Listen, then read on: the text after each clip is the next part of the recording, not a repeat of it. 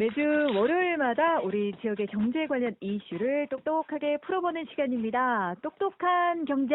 서원대학교 경영학과 신용환 교수님 전화로 연결돼 있습니다. 교수님, 안녕하세요. 안녕하세요. 네, 안녕하세요. 신용환입니다. 네, 교수님. 네. 대기하고 있는 그 짧은 시간에 또 문자를 보내셨어요. 네, 선물 줄 뻔했잖아요.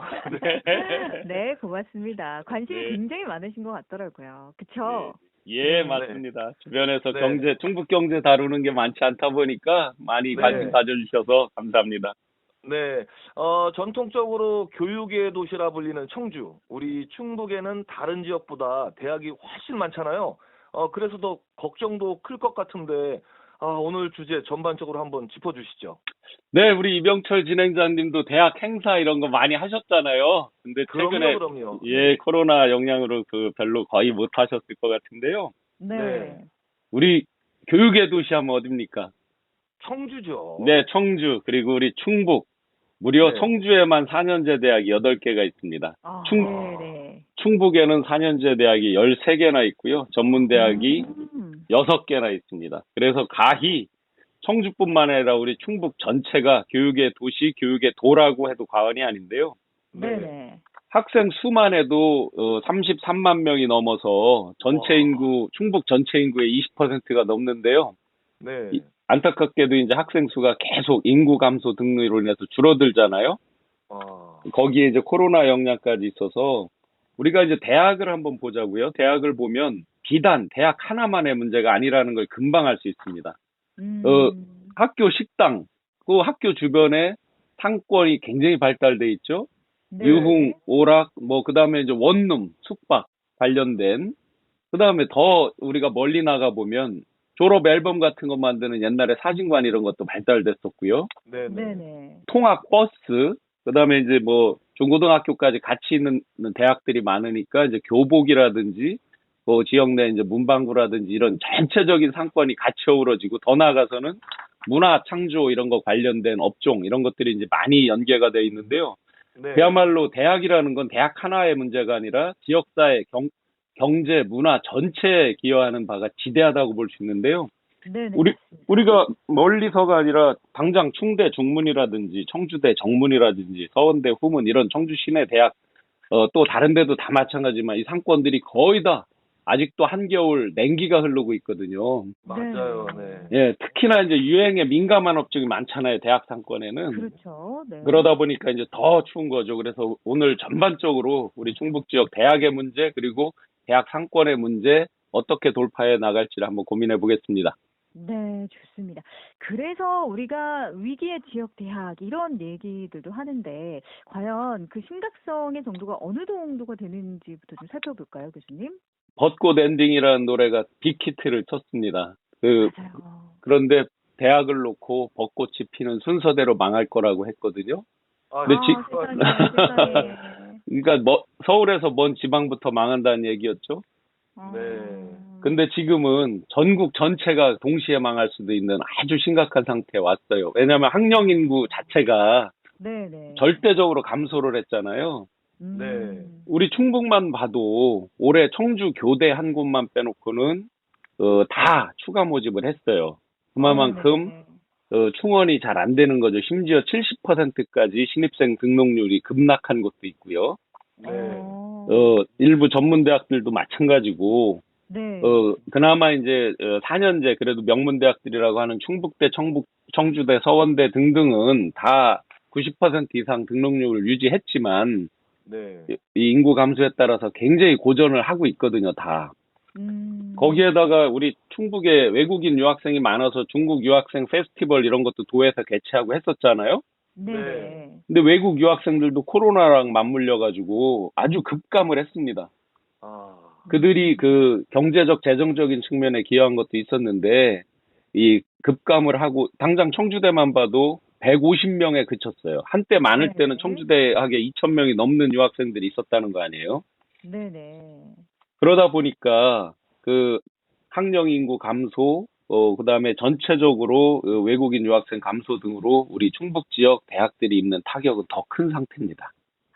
이 상황이 이러다 보니까 우리 아마 문자 주신 3805번 님도 비슷한 이유에서일 것 같아요. 날씨는 4월인데 제 마음은 겨울이네요. 아자아자 이런 문자 주셨고 우리 7057번님 교수님 방송 잘 듣고 있다고 문자 주셨습니다. 네, 네. 감사합니다. 예. 네, 뭐 요즘 그 학과가 막 폐지되고 없어지고 또 뭐 신입생 미달 속출하는 지역 대학들 참 많은데요. 네네. 이대로 갈 경우 정말 파급력이 엄청난 문제가 되겠죠.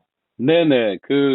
아까 말씀드린 대로 일부 지방대학이 등록금 의존율이 70%가 막 넘거든요. 그러다 네. 보니까 학생 한 명이 예를 들어서 줄었다. 한번 계산을 해보세요. 1년이 아니잖아요. 대학 보통 4년씩 막 이렇게 가다 그렇죠. 보니까 그렇죠. 그러네요. 한 명 네. 주는 거에 따라서 4년간을 합산해 보면 엄청난 그 재정적인 타격이거든요. 와. 네네. 근데 대부분의 우리 지역 대학들이 법인의 재정이 열악하거든요.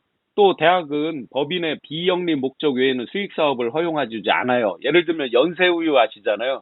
네. 연세우유로 파는 수익은 그 연세대학교의 그 재정에 기여하는 쪽으로만 사용할 수 있게 돼 있죠. 비영리이기 때문에.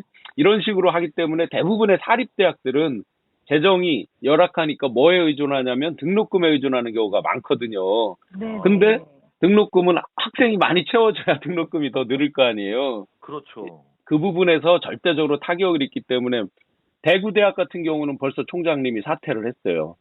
그다음에 원광대학 같은 경우는 소속 교수들로부터 또 학생들로부터 사퇴 압력을 받고 있고요. 우리 충북에서도 이런 걸 사전에 예방하자고 인수합병 이런 네. 것들을 대학들이 막 추진했잖아요. 교통대 합병한 거 기억하시잖아요.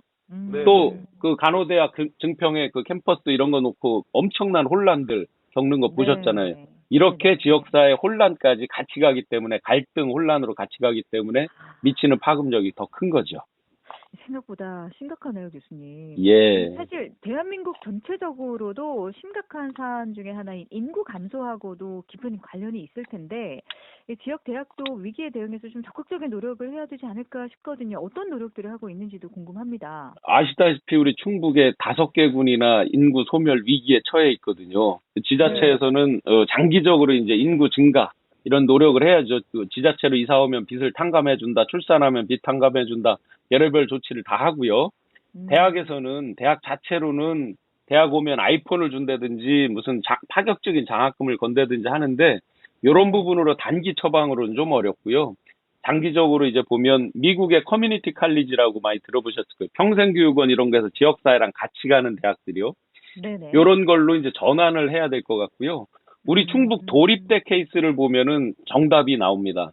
뭐냐면 도립대가 한때 부실대학이라고 했는데 올 위기를 벗어나자마자 지금 96% 충원을 했거든요. 이런 아주 좋은 케이스가 있어요. 간호학과 신설 이런 거를 추진하면서 도립 청주의료원에서 실습할 기회를 주고 이렇게 지역사회 밀착형으로 돌파해 나가는 이런 노력이 필요합니다. 네. 사실 이 지역 대학의 위기가 이 대학만의 문제가 아니잖아요. 네네. 지자체, 지역 소재, 기업 등 이 지역 전체의 문제라고 볼 수 있는데 다른 각 주체들은 어떤 노력을 하고 있나요? 지역의 청년이 유출되면 그만큼 지역 경제가 타격이 있겠죠. 그러니까 지역의 청년을 지역에 유치하게 묶어둘 수 있게 하는 조치들. 그러려면 이제 산학협력 이런 게 절대적인데 SK 바이오시스가 안동에 있거든요. 그래 안동대학에서 백신 전문학과 이런 거 맞춤학과를 신설하는 거. 그다음에 지역 대학 학생을 선발을 의무화하는 이런 조치들. 그다음에 지자체에서는 아까 말씀드린 대로 출산 장려 이런 것들이 다 합쳐져서 산학, 네. 연, 관 이렇게 유기적으로 가야 될 것 같습니다. 참 걱정입니다. 그 대학가 상권을 비롯해서 이 대학과 관련된 연관 산업들 역시도 위기를 좀 극복할 수 있는 방법들이 있어야 할 텐데 어떤 것들이 있을까요? 교수님? 대학 상권 말씀드리면 정말 눈물 네. 나는 게 많죠. 아까 이제 충북대 중문, 청주대 정문, 서원대 후문 맞습니다. 말씀드렸는데 네. 원룸 하시는 분들 아마 굉장히 힘드실 거예요. 그다음에 빈점포, 임대, 광고 수도 없이 보셨을 거예요.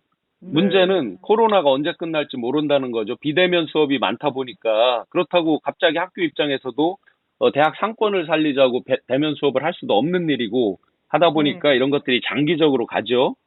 그 서남대학교라고 남원에 있는 대학이 폐교되면서 지역사회가 초토화된 경험이 있거든요.